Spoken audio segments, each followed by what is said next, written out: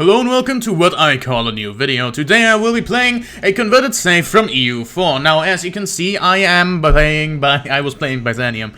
I actually started this save in CK3, where I just started as the province of Constantinople and expanded the Byzantine Empire. Now, you might be able to tell that Great Britain does share a color with me and a leader. That is because Great Britain is actually in a personal union with Byzantium. Now, since this is an entirely new save for all of you, I will be introducing it a little bit. He is our moderate landowner at the age of 8. He is disliked because he's an arrogant alcoholic. We have one of the best law systems in the actual game, so the only thing that really is against, the entire nation is debt slavery. So we are going to go ahead and get rid of that immediately by getting a lot more people over here in the government. They will immediately allow me to ban slavery, and no one actually opposes it, because the landowners themselves are reformers. We are the #1 great power, and the other great powers that are in this world are Saxony and Galicia. The actual #1 great power would be these guys down here, the Serchans, but they are currently unrecognized, so it's basically a Qing Empire situation with them. There is also the Great Mongolian State, which is unrecognized and the #7th greatest power. And a lot of colonies from Britain that were now, given to me, because I am now Britain, I guess. These are all dominions, by the way. Cuba is an independent colony, however. They were a Carabino, which is Hispanic, so they were made by Galicia over here, and they have gotten themselves independence. I will be interested to know if Saxony or Bavaria will be able to form Germany. They, by the way, start out hating each other, and Bavaria is like neutral towards me, and Saxony hates me because I have invaded Saxony many of times. But if anyone forms Germany, it will likely be Saxony, because Saxony also has the entirety of Scandinavia for some reason. Here's a look at the cultures overview. You might be able to tell there's some Sorb over here for some reason, and I do not know why. Just look at them Sorb. There's actually not many Russians anywhere in the world. There's just over here there's some Russians. I guess there's also some Russians over here, which is why if you try to form Russia, you need a bunch of this stuff. But the only two nations that can actually form Russia are the White Rus and Lithuania, because Lithuania is Russian. If you like this video, maybe I will do a White Rus campaign or a Saxony campaign. I will see. We shall see, I guess. Maybe, perhaps. But all of that out of the way, let's start the video game they call Victoria III, with some nice food industries. Now, we are currently losing a nice 330k a week. Now, that is because we are building at maximum capacity and we have a lot of input good shortages. And also, our current laws are interventionism, meaning the investment pool contribution is not that big. We're only getting 33k in investment pool. Now, because the converter is new, all of our states over here have actually left our market and decided to go from Dominion to, like, nothing. So we just lost most of America right there. Our GDP is actually also only the second greatest after the Serchans. Let's take a look at the Serchans, actually. They get most of their prestige from power projection and gross domestic production. So I'm guessing that in EU4 they just built a ton of buildings all over the place. They did build like so many government administration buildings everywhere. So that might just be what they are producing. Let's look at state incorporation. Every single one of our states is incorporated, that's nice. And we have just banned slavery. The only ones that want laissez-faire are the industrialists, and we are bolstering them apparently. But I'm bolstering the armed forces, the trade unions, and the industrialists. I'm gonna stop bolstering most of them. Mostly because this way I can tax more luxury goods. And if I were to stop building right now, we would actually be in the green. We are actually already on free trade, so you love to see that. We're gonna go to proportional taxation. The landowners do not like that, but that's fine. For now, at least. Punjab has one of the highest GDPs in this game with 9 million. Let's see what's in there. There's paper mills, logging camps. I don't really know why it has so much GDP. The buildings are like barely profitable. Just a certified Vic-free moment. Here I can at least see that there is a good textile mill going, and that's why it has such a, GDP. It doesn't actually have market access. Okay, let's look at market access. I have 100% market access everywhere, which you love to see, but they don't. This insignificant power over here in the Flemish market, which is the market of Flanders over here, is actually a dominion of Flanders, and it's like it's in an interesting position. And if they get colonial affairs, they could just grow a lot. I'm kind of tempted that this is going to be my next campaign. Oh, we just got the funny taxation. Oh, the landowners would actually enjoy a little bit of multiculturalism, so who am I to tell them to no? The industrialist cloud is doing nothing but rise, because people are getting more wealthy, meaning they are becoming a good old capitalist, and then they are going to support the industrialists. Oh, we almost got multiculturalism right there. Another 15%, we are now on 75% to enacting multiculturalism. And a good old Nicaraguan civil war, look at them go. I also want to mention that basically everyone has dead slavery. And we have just received multiculturalism. Why? I don't know why I keep saying received. It's enacted. What's wrong with me? Oh, Galicia actually wishes to make an alliance with us. So we now have an alliance with the Duke of Galicia. A lot of people want to ban slavery over there, but he's just not doing it. I'm gonna go ahead and not commission any more new constructions, so I will lose a little bit less money. That's what you get! That's what you get for leaving me, you bastard!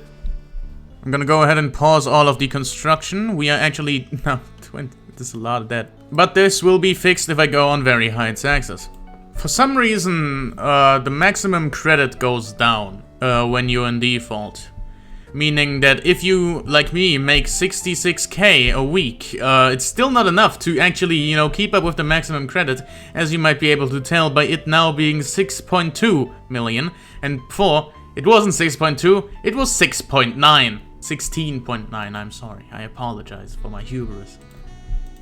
Now, my aims for this campaign are definitely to conquer the rest of Italy. Something which I actually failed to do in EU4, so, I also need to clean up these borders. I'm gonna take Croatia and Slovenia, and then I'm gonna also take Istria, Venezia, South Tyrol, Lombardy, Emilia, and Piedmont, also Bavarian Lombardia. I will maybe indulge in some Bavarian Catalonia and also Aramac, just to get rid of the French people. I'm also in default again, by the way. I've been making money, but the maximum credit is going down faster than I'm gaining money. Naturally, our gross GDP has been dipping. Gross GDP? What am I saying? Naturally, our GDP has been going down since we are not building anything and we have been in default a little bit. And being in default is actually very bad because in default, the throughput actually gets worse of your buildings. We're going to be importing a little bit more wood and a little bit more paper. And we are somehow now losing 20k. I don't know how victory. Now, during our defaulting adventures, we actually build up a little bit of an investment pool, so I can now build a little bit whilst being in the green. Oh, it's the March of Pie. And even with no investment pool, we are now making 10k. Whilst building 100, which is, you know, half of our thing. Now, because we immediately went for proportional taxation, per capita is actually better. For us, but proportional, that just gives us a future investment, so that once we get to do this, so that once we build a lot of things and our pops get richer, we will be able to do some funny stuff, like tax them more. Me win.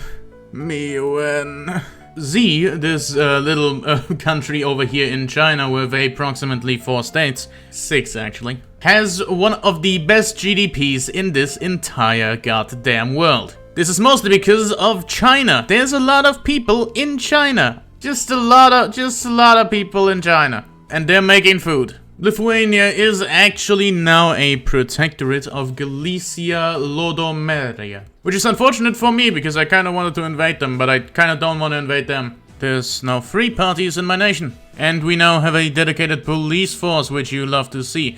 Now, we are going to focus on the expensive government goods, like a little bit of logging, and the paper industry. Me on my way to delete every single construction sector I see. So naturally, I took a little bit of a gander around my country, and the thing I realized is that, turmoil-wise, the one with the most turmoil is these guys. 43% turmoil, because, I don't actually know why they're so in turmoil. They're over here, there's, like, not that many, in my nation. I'm pretty sure every single one of their people is in my nation. Yeah, every single one of them is in my nation. They have a lot of turmoil, no obsession, no taboo, no migration target. They're not discriminated against. I don't know what their problem is. Anyways, nationalism. That's what happens when you leave me, ya cuck. Anyways, the only one that actually stayed loyal was Britain. Kind of a bra moment, I'm gonna be honest. By the way, our emperor, he of Byzantium himself, he's now 12. He's still disliked and still an alcoholic. I would also like to say that our guy, 12 years old now, disliked. Everyone hates him. And then we get the Chant Saxony king. Oh my god.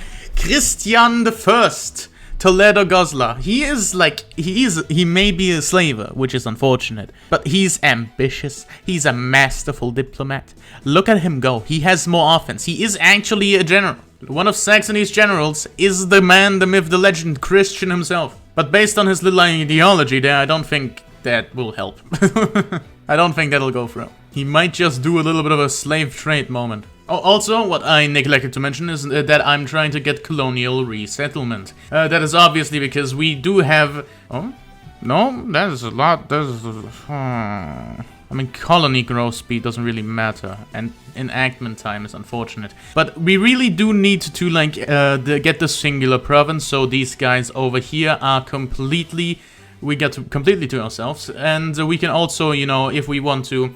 invade some Grau powder and go in. Like, I'm just looking around at the leaders, and everyone is such a Chad. I mean, look at all of them. Look at literally all of them.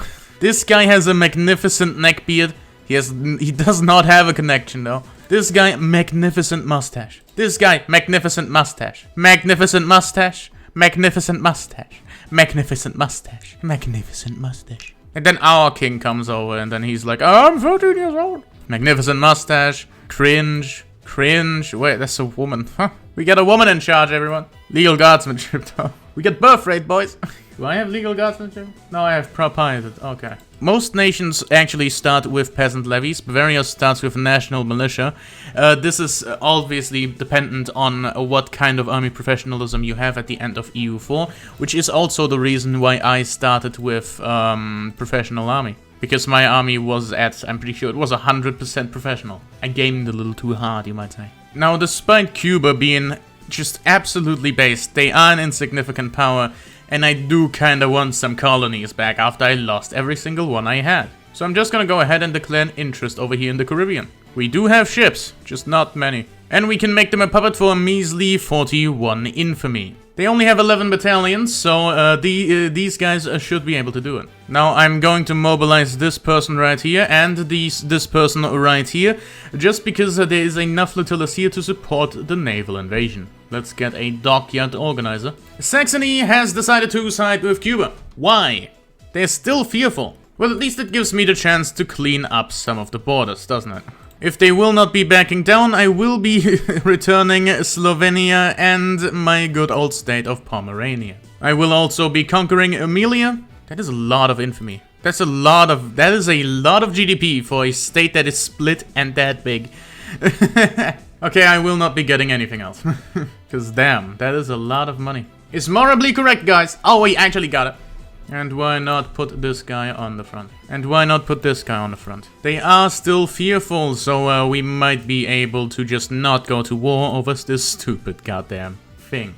Yes, we've gone all the way up to 90 infamy. Now, a very unfortunate thing I have forgotten is that our army is just not upgraded. Whoops.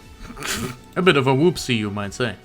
Oh, they backed down, meaning our infamy is only 52. And whoop-de-day, we are here to stay. Langfang has the best standard of living in the world at 17.4. Followed not very closely by Japanese Australia. Japanese Australia? What? Cuba so based on God. They have 309 battalions. They have the native warbands modifier, the best modifier in the game. They have Madagascar. And the Emperor intervenes. This 14-year-old boy walked in the room with a bunch of politicians and said, "We colonize." There is a lot of people in Hungary. Yeah, the second largest population is Hungarian. Right after only Greek, of course, because in this timeline Greek is all over Anatolia. A pretty fun fact that I have discovered when Saxony joined the war. See, I do not have a claim on this state of Croatia, but I do have a claim here. I have a claim on Slovenia and Pomerania. The Greek state, the rise of nationalism, has created an irredented desire among our citizens to cooperate all lands of the Greek people under a single Greek state. Now, we are a Greek state. By the way, when you have looked around the map, you might have noticed some island, lurking somewhere. The Irish capital is actually on Bermuda, and they do not own any part of Ireland. Their primary culture is still Irish, despite the fact that if we look at the actual population of Bermuda, there's only 30,000 Irish people there. Now, if we look at the Irish Empire itself, it spans all the way from Guatemala. I was about to say right down here, but Saxony took it. Also, Morocco, you know? They're currently damaging relations with Cuba. And we have colonial resettlement. Now we can go ahead and establish colonies. Now, that is unfortunate that this is actually one state. So we are going to have to firstly colonize these guys, and they are suffering from malaria. I see it as a challenge, farmer. But I see malaria as a challenge overcome by the research of pharmaceuticals. And then quinine. And also waiting for, like, colonial slowdown to not be a thing anymore. Which is still happening for 3 years, Jesus. New South Wales, by the way, Sindhu. Look at them go. Also the Aboriginal Imperium. Awesome. Oh, I get -10 legitimacy from him being an alcoholic. I get -10 legitimacy from him being arrogant. You bastard. But he gets a lot of character health. No, he doesn't. He's dead because the base value is 100 and he's an alcoholic. God damn it. People now want me to enact census suffrage, to which I say, fuck off. Yeah, while I have been struggling with my GDP, mostly because I had so much building power, these guys, they've just been growing the entire time. They have 2,600 conscripts. What do you mean? And they have national militia. How is anyone stopping them without taking advantage of a potential civil war? They're actually an Indian nation, by the way, if you don't know. They are over here. They can form India if they go in. But because India isn't actually a major formable nation, it will just be a normal formable and the AI will not be going after it. So, because Germany is a major formation, Saxony has the very realistic option of going after it, but it's just not happening, man. Mostly because Bavaria is like a major power, while they are a great power. And they hate each other. I like the fact that it's technically connected over here. It's literally just a sliver of land, but we gotta get that market access, man. Also, speaking of market access, yes, I do have market access over here, because this little enclave I have is technically 2 states, and it's both part of states that have market access. Byzantine Kiev has market access over here, and Byzantine Luhansk has market access over here. So this land, which is entirely surrounded by Galicia, does have market access. I love Vic Free. So the industrialists have now a lot of clout, at least enough clout to be not marginalized. So we now have the chance to get them into the government. They have actually joined the Liberal Party, which is quite nice for us. So let's hope that in the next election they will get enough votes for us to get them both into government and have, you know, good enough legitimacy to not have that happen. Maybe if I put them out? No, absolutely not. Can't get them in under any circumstance. Oh, we are actually currently in an election and the Liberal Party has the least amount of votes. Unfortunate, honestly. We just got pharmaceuticals and we are going for quinine immediately. If I get in this little zoomed in fashion, you can actually see that Kilwa is still green from EU4. I have a map mod that doesn't do that. There is actually a unified Germany? This results in 130 infamy? Okay, so apparently how the unification in this mod works is, if you unify Germany, you take an obscene amount of infamy, you have Uriah, everyone can declare war on you, but you get to annex the other German power. Saxony is actually confident in their victory, even though they are fighting both Bavaria and Flanders. And also Berry. But no one cares about Berry. Also, liberate Waldeck. If Bavaria somehow wins this, they're going to liberate Waldeck, making a third German nation, guys. 3 whole countries. Somehow. I don't know how. Paper is still expensive. I'm producing 3K. There's so many buy orders, though. Oh my god. There's 10K buy orders of wood. Okay, I need to build even more paper. Okay, Guerrero Power is really tempting me to play them. Like, I'm looking at this right now. There's probably no, like, building sectors over here. Yeah, that's taken a lot of time. Oh, a donation of knowledge, you love to see it, giving me even more innovation. And 71 is quite nice. The war over here has started, there are many battles going on. Saxony is seeming to win some of them, but lose others. They are winning against Flanders, they are winning over here in the north. Okay, they have fixed this northern front with Flanders. They're going to lose this defensive battle, no, offensive battle. They're going to win this offensive battle, so they're going to clear up this pocket. They already cleared up this pocket over here, and Bavaria was not able to push over here. So a pretty clean run for the Saxons, if I do say so myself. They're winning defensives and winning offensives. There's Berry, by the way. Is Berry a German state, technically? No, it's not. Okay. So there's just gonna be a Berry, like right here. You love to see it. No, that's Bavarian Rhineland. Where's Berry?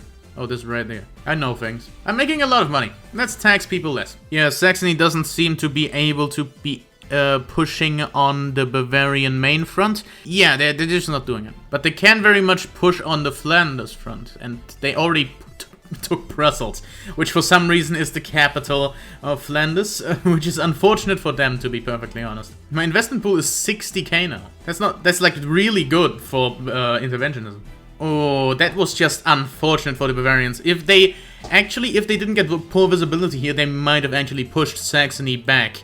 And looking at the war goals, this is just for German leadership. So Germany wouldn't unify if Bavaria wins right here. So this is basically a war about being able to see Germany this game or not being able to see Germany. And considering Flanders is pushing right now with a plus 20% provinces captured being a rapid advance, we might actually not see a Germany this game. I'm pretty sure Galicia is not... I'm pretty sure the big Russian boy, which actually they're not Russian, they are Ukrainian, aren't actually sending any troops. But I wouldn't know, considering can't see the front line. But I do only see the Saxons fighting on the front. They have now been pushed back to Wallonia. Saxony is being pushed. Saxony is being pushed by Bavaria. Now that's very interesting. That is a big push, by the way. Oh my god, that's like a lot of cities. Yeah, and Saxony just can't push. Saxony is just unable to push. This is the end of Saxony. Well, not the end of Saxony, it's just that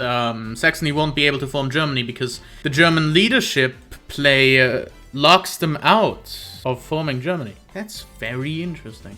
Our emperor is now 16 years old, meaning he can now become a general. He sucks though, so he's not becoming a general. Yeah, Saxony is getting pushed out of Brussels. Actually, if they can hold just a tile of the capital, they might be able to piece Flanders out, because they're actually losing 3 war support every single week. Yeah, they only took 1 tile here, so if they can keep this up for just a few more weeks, they might be able to piece out Flanders and put their entire force on Bavaria and maybe even win. Because currently, technically they are winning, but that won't last very long if Bavaria keeps pushing like this. Oh, they also got poor visibility here, which is unfortunate for the Bavarians, but they are still winning the offensive. Bavaria is actually dropping below 0 because of all the pockets they had inside of Saxony. Bavaria is making another push for it. Oh, that's just a lot of land that they are occupying. Oh, now Saxony would accept a white peace, but Bavaria would not accept a white peace. Flanders peaced out already, so it's just these two fighting. And Bavaria is still dropping below 0. It's gonna be a white peace, even though Saxony could technically still win. And Bavaria could also win. Wait, what? They unified Germany! Whoa! Big fucking boy. Okay, I see you. Might be peasant levies, but we got a Kaiser on our hands. A celebrity commander, expert political operator, masterful diplomat, ambitious Kaiser on our hands. Jesus Christ, I want to play Saxony. Okay. would actually still make money if I went up to... Oh, never mind, actually. It lied to me. It lied to me. That's crazy. I would have 100% legitimacy if my guy wasn't arrogant. Goddamn clean-shaven bastard. Right, so now we have an ultra-powerful Germany on our border. A Germany which is conciliatory towards us. That's nice. I can cut them down to size. Flanders may side with us and Galicia may also join me, or Germany. I could cut them down to size because Germany does have the Pariah thing because of, you know, ginormous conquest right here. They did unify Germany. They wish to foster traditional values and agricultural investments. Cringe. Everyone wants to be conservative, which true, me too, but still. Our liberal reforms over here. My one ally, god damn it. I forgot that Great Britain owned this. France has the Falklands, no. And now we have hit 100 million GDP. Now let's do a quick search on GDP check. Jesus Christ. Anyways, I hope you enjoyed today's video. I definitely did, I would say. There is obviously a lot of work left to do over here. Like, especially the fact that it runs like this. As you can see, it's not running very well. It's like really, really slow if you compare it to my other videos. And obviously bugs like every single Dominion I had immediately leaving. Upon unpausing, we just got Queen 9 based. And this whole nation formation thing, I don't like how most nation formations really just do not have a chance of occurring because both all Rajputana, the Sarchans, these guys down here, they're just not going to go in on India and trying to actually tussle with each other and, you know, forming the thing. So that's just not gonna happen. Just not gonna be happening. There needs to be more major formations, is what I'm saying. Also, every single nation starting with that slavery, you know, it's like, just very unfortunate. Like, even the decentralized ones start with that slavery. I will likely not play these saves, the mega campaign save again, because it doesn't run good. And even though Graupara would be like really interesting to play as, and a Saxony would also be interesting to play as because they do have the Pariah infamy, and then, you know, actually having to tussle with AI Byzantium and just looking at this guy who's now a colonial administrator. Oh my god, I'm so proud of him actually. Anyways, I hope you enjoyed this little look at what a converter from Europa Universalis 4 to Victoria 3 can do. And I hope you subscribe-y-dibey and likey-wikey. And maybe even, you know, commenty-womity. I am so unfunny, Jesus. I do apologize if this video didn't seem like a whole lot. It is mostly because I have been recording for an hour and 50 minutes now. And we're at 50, we're at 45, right? Can't do that, man. I can't do that. So, we gotta bounce.